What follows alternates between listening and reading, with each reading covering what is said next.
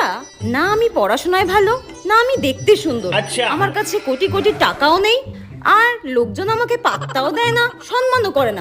তাহলে আমার লজ্জা কেন পায় না? আমার কি মান সম্মান সব ধুলোয় মিশে গেল? কিছু তো একটা ভাইরাস আছে আমার শরীরে, যেটা আমার রক্তের সঙ্গে লড়াই করছে, কিন্তু সেটা কি? আচ্ছা, ভুল করে যদি কেউ আমার অ্যাকাউন্টে 3 কোটি টাকা ট্রান্সফার করে দেয়, তাহলে আমি ওই টাকাগুলো নিয়ে কি করব?